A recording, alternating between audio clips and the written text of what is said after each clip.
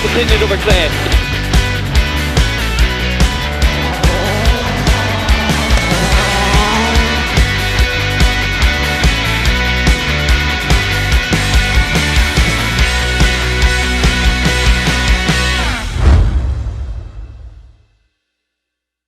Welcome to Special Stage. Here's what we've got coming up on the show today.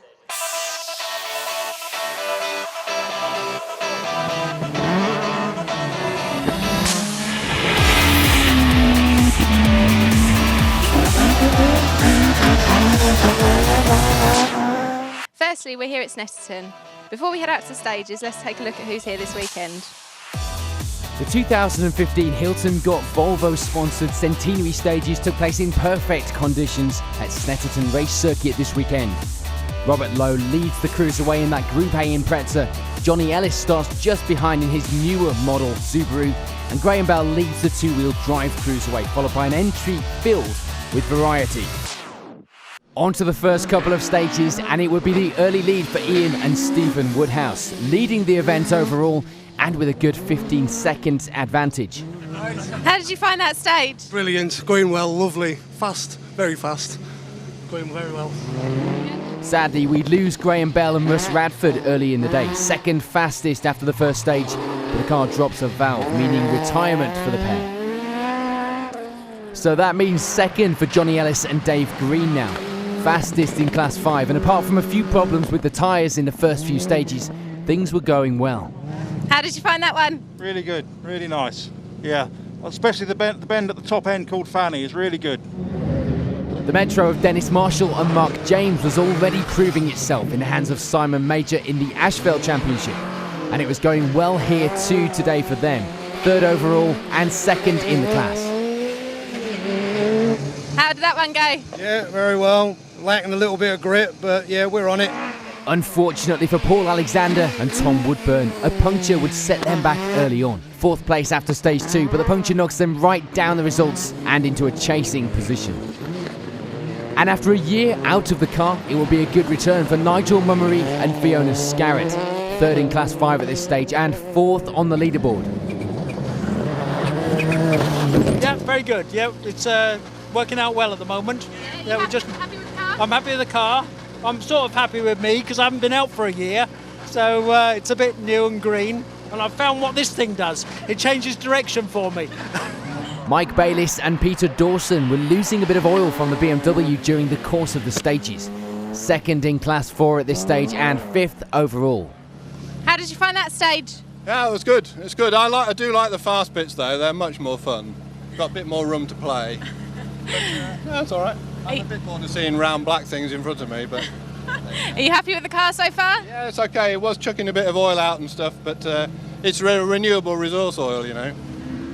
And it will be the other BMW of Andrew Bayliss and Chris Sharp Simkis lying just behind in the class and in the overall positions too. The tyres a little too soft out there on the first of the day stages though. How was that stage? Oh, it's good actually. It unfortunately missed out the nice bit in the middle that we like, the circuit section, but no, it was good, very technical, very quick. Martin and Matthew Hodgson lead the way in Class 3. A bit of a brake issue slowing them a little in Stage 3, but apart from that it was all going well in 7th on the leaderboard. Very fast, very fast. We're having a bit of an issue with brakes at the minute, so we just can't seem to attack anything at the minute, but apart from that, it's going good. A few changes to the setup over the morning stages would help Mike English and Simon Hunter settle into second in the class behind Hodgson. Happy with the pace so far in 8th. How's the stages going so far? Very good, very interesting, very fast. Just playing with the setup of the car, getting it right. That was felt a quick stage, that one, not too bad. Happy to get back out in the car after his accident on last month's ALMC stages. Adrian Spencer and Jeff Sim end the morning just inside the top 10 with 9th overall. Yeah, going well. Just glad to be back out again and trying to enjoy it. But no, it's been going well. Learning a bit as you do, but no, I'm happy with the way it's gone so far. And rounding out the top 10 were Richard Upton and Roland Atkins, finding it a bit slippy in places in that Sierra. Very good, yeah. A bit slippy in a couple of places, but pushing on and trying to get around. I've got a bit of a sweat on, so I must be doing something. Out of shape, overweight, old, I don't know, but we're getting there. In a few of the classes outside the top 10, it will be 5th in Class 5 for Rob Lowe and Richard Bonner. Sadly, it wouldn't last, retiring soon afterwards with gearbox issues in the Subaru. We're just too fast for this car. We're just sitting there and we've lost 6th gear as well, so we're just, 5th gear and we're looking at the scenery and stuff like that. So it's all right in the Mickey Mouse bit, but we've got a long way to catch up. But we won't catch up with 6th gear, will we? Brandon Smith and Steve McNulty round out the top of Class 4 with 5th in the class, 13th on the leaderboard at this stage. A little incident with the gate post, losing them the spoiler, but apart from that it was all okay. No problems for Pete Gunston and Johnny Haynes, 3rd in Class 3 at this stage and enjoying the stages here at Snetterton. Grant and Guinea Shand hadn't been out in a few years. A new car for their return then, and it was looking good with 4th in Class 3 at this stage. And rounding out the top of that class were Alex and Baz Cannon, all going well with the car as they lie 5th in the class. In Class 2, it will be the perfect start for Christopher Gravestock and Mark Hamer. Happy with the times, but keeping an eye on their class rivals. Yeah, not too bad, not too bad. Yeah, we've got a courser that we've got to keep an eye on because he nicked a few seconds out of us the last stage, so we'll keep trying, we'll keep pushing. And a great start too for Andrew Saunders and Steve Griffin, leading the way in Class 1 and having a clean and tidy run so far. How was that stage for you? Very good, yeah, enjoyed it. Car going all right? Car's going really well actually, yeah. Can't think of any problems. For Alex Kirk-Wiley and Sasha Herriot, it will be 2nd in Class 2. Close behind the times of Gravestock ahead in the class. Not bad considering 2 years out of the car for Alex. And 3rd in that class, just over a minute behind, were Daniel and Stephen Chalice. Not happy with being held up on the stage when catching the cars up ahead. Claire Ricks and Rob Cook were holding their own in 2nd place in Class 1, just over a minute from the lead, but their fight was still close. With Ian Bass and Robert Stevens lying 3rd in the class at this stage, just 7 seconds behind Ricks, but finding the stages a little too fast for this car. It will be about a half a minute further back to 4th in Class 1. Martin Newson and Andrew Lawson getting better as the stages went on, although a possible diff problem would have to be looked at.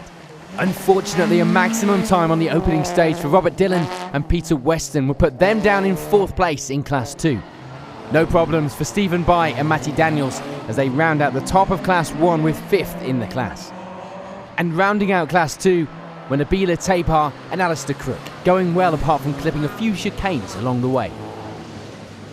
Unfortunately, we'd lose David Earthy and Ian Barnard. They break a drive shaft at the start of Stage 2, but would carry on later in the trophy rally.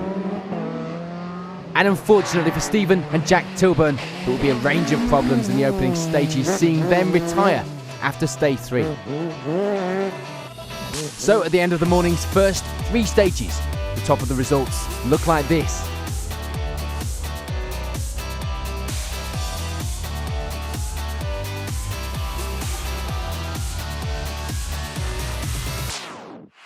On to the next few stages then, and it will be all change for the top of the results. We lose Ian and Stephen Woodhouse from the rally lead. They go out with throttle problems in Stage 7.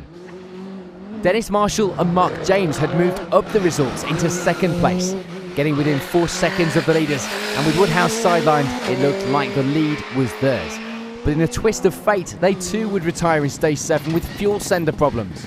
So that means in Stage 7 it's left to Johnny Ellis and Dave Green to go from 3rd to the rally lead. They were enjoying the stages now as well, and that 11-second advantage would hopefully be something they could hold on to. How have you found the last stage? Yeah, I like it now because we're back on the new bit on the infield, so I like that bit. It's really good. Of course, with the retirements ahead, it would be a move for everyone, and Nigel Mummery and Fiona Scarrett would benefit with a move up to 2nd. The Focus pair felt their times after the lunch break could have been better. Yep, we had a bit of a problem after lunch. I think I had too much of a siesta, but it's all right now. Andrew Bayliss and Chris Sharp Simkiss move up to 3rd in this loop of stages. The BMW pair taking the Class 4 lead at this stage, and still with only 17 seconds to that 2nd overall place. For Mike English and Simon Hunter, it will be the lead in Class 3 now. A few mistakes in the earlier stages of the loop would lose the pair a little time though. How did you find that one? Hi there, that was fun, that one. Yeah, made a couple of mistakes on the last stage, so I had to make up for it, and I think we had fun that time. It's good. And part of the reason for that new class leader will be a spin in stage 7 for Martin and Matthew Hodgson. Second in class 3 now, 5th on the leaderboard. A lot of fun. We had a spin. But yeah, it's mint. I won't swear. Mike Bayliss and Peter Dawson unfortunately slipped down the results a little into 6th place, second in the class. There were no problems to report. The pair were just going to have to try and increase that pace. Yeah, how was that one for you? It's good. I like that. More circuit. I like that. Even if you can't see where you're going, you've no idea. Is the car running well? Yes, it's running well actually. It's going really well. I like the noise. Trouble is you've got to keep changing gear, that's the thing. And alternator problems will be cause for concern with Richard Upton and Roland Atkins. They fixed it once, only to go out and have problems again. But for now, it was 7th overall and 3rd in the class. So we're back on the long stage. Did you enjoy that one? No, not one. We were late out because alternator packed up. Quick repair. It's gone again, so I've got to go and fix it. But we made it off the stage, so... Brandon Smith and Steve McNulty have a good few stages to lie in 8th overall, just having a few problems with the brakes in these stages. How was that last one for you? Yeah, good. It felt good that time, yeah. Brakes aren't very good, but apart from that, good fun. Loving it. Unfortunately, we'd lose Adrian Spencer and Jeff Sim from 9th place when they retire in this loop of stages. Paul Alexander and Tom Woodburn, meanwhile, start their fight back up the results after the earlier puncture. Inside the top 10 now in 9th and 3rd in the class. So we're back on the long stage. How did you find that? Yeah, it was good. Car was lovely in there, so we had some big skids and we had a few chuckles out there, so it was cool. And rounding out the top 10 were Grant and Guinea Shand, another to be having a few small brake problems, but they were enjoying themselves all the same in 4th place in class 3. Yeah, we had a few issues with the car earlier on with brakes and one thing and another, but we've got them all sorted, so we had a clean run, good stage.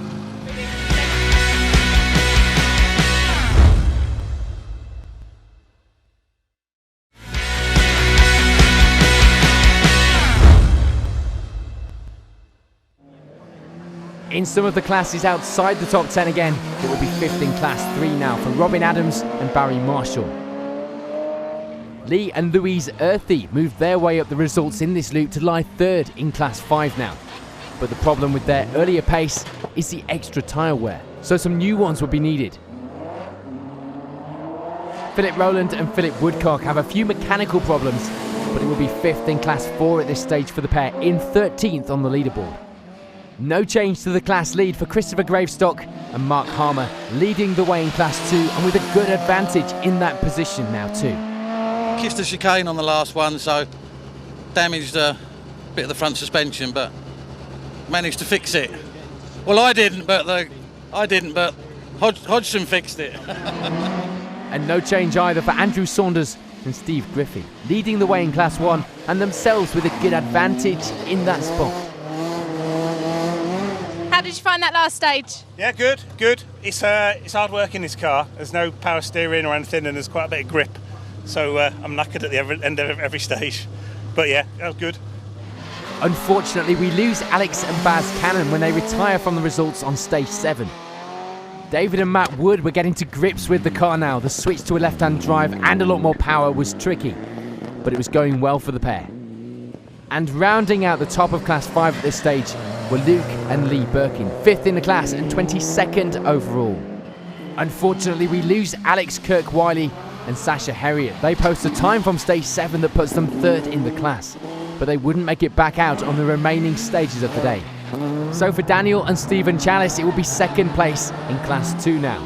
Going better than this morning, but a ball joint problem was on their mind as they go into the final stages of the day. And despite the bad start, it will be 4th in class 2 for Robert Dillon and Peter Weston, set to inherit another place with the loss of Kirk Wiley in the remaining stages. And no change for Claire Ricks and Rob Cook as they remain 2nd in class 1. The gap to the lead too much, but a fairly comfortable time themselves in 2nd. For Ian Bass and Robert Stevens, he will be 3rd in class 1. Closest rivals to Ricks at this stage, but almost a minute off the pace. And for Martin Newson and Andrew Lawson, it will be 4th in the class. The gap a little smaller, just less than 20 seconds behind Bass.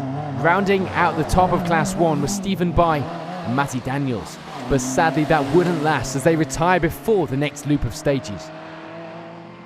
And for Nabia Tapar and Alistair Crook, it would still be 5th place in Class 2 for the Proton pair. So with just a couple more stages remaining, it's all change at the top. Will the results stay the same, or will more drama be in store for the crews here at Snetterton?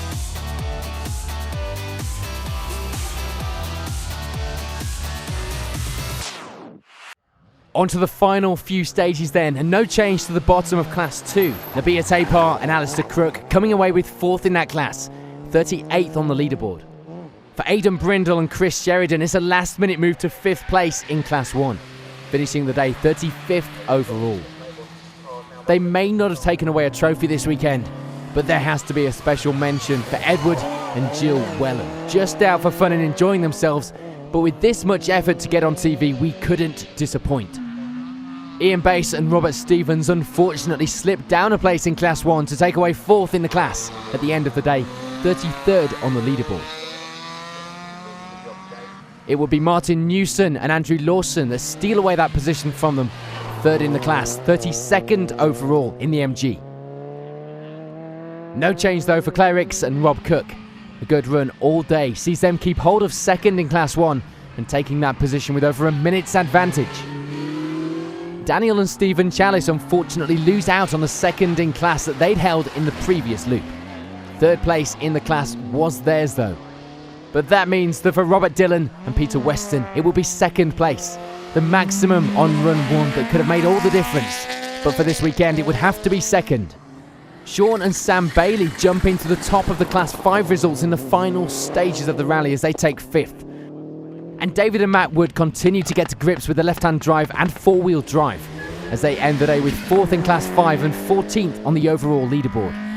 A great weekend in the end for Andrew Saunders and Steve Griffin. They take the Class 1 victory and in style with a good lead in the class as well as 13th on the overall results. And for Christopher Gravestock and Mark Harmer, there was no doubting the Class 2 lead. They take victory and finish in 12th overall in the Citroen. Philip Rowland and Philip Woodcock finished just outside the top 10 overall with 11th, taking 3rd in Class 4 after a few small issues during the day. And Lee and Louise Earthy just managed to get themselves into the top 10 overall, keeping hold of that 3rd place in Class 5 too. No problems for Robin Adams and Barry Marshall. They take 5th in Class 3 at the end of the day, finishing just inside the top 10 in 9th overall. Grant and Guinea Shand make a good comeback after time away to take 8th overall. Good enough for 4th in class as well in the Escort. With the spoiler reattached, it will be no further problems reported for Brandon Smith and Steve McNulty. They end the rally with 7th overall and 2nd in Class 4. And it's a great comeback drive from that puncture for Paul Alexander. Tom Woodburn alongside. That means a podium finish in Class 3 as well as 6th overall. The times were good and could have seen them challenging for an overall podium had it not been for that earlier puncture. After losing the lead earlier in the day, it would have to be 2nd in Class 3 for Martin and Matthew Hodgson. A great result though, and the pair end the rally with 5th on the leaderboard. A great result too for Mike English and Simon Hunter. They reached the end of the rally with the Class 3 victory, taking 4th place overall in the process. Andrew Bayliss and Chris Sharp-Simkis couldn't have asked for a better weekend in the BMW. They take the final step on the podium and take with it the Class 4 win, fastest of the rear-wheel drive cars too.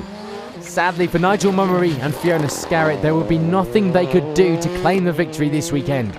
2nd place was a good finish. The battle was close right to the end. But that means that it's a victory for Johnny Ellis and Dave Green. Maybe a little unexpected after being at the back of the podium places earlier in the day, but there was no questioning the pace from the Subaru driver here at Snetterton. So with the 2015 Hilton Gott Volvo Centenary stages complete, the results look like this.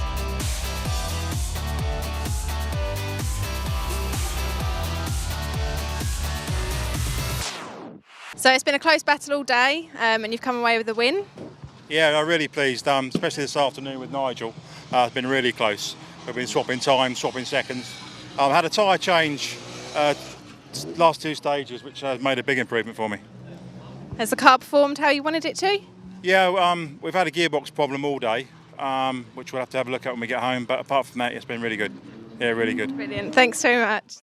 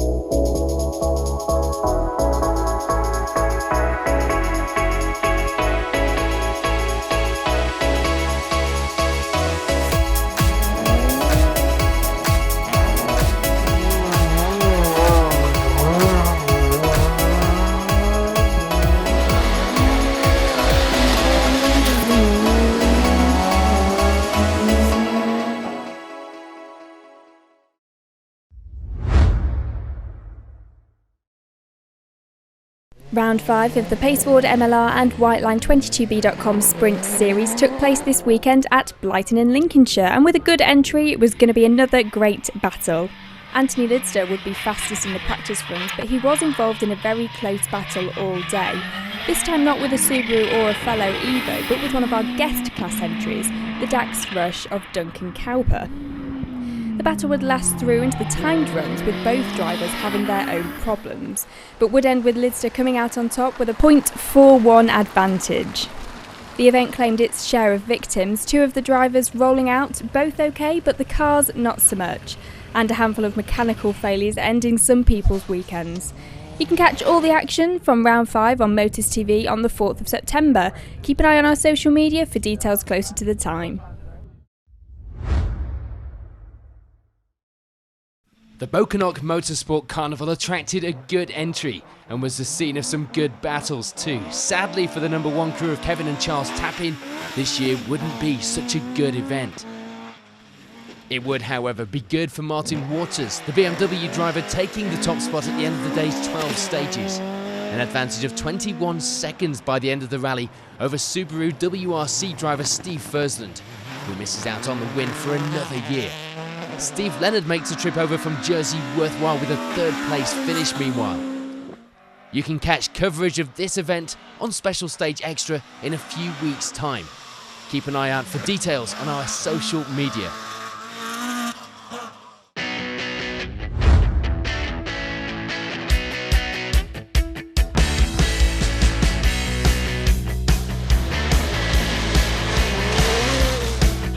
Five right slots in and 6 right continued over clear.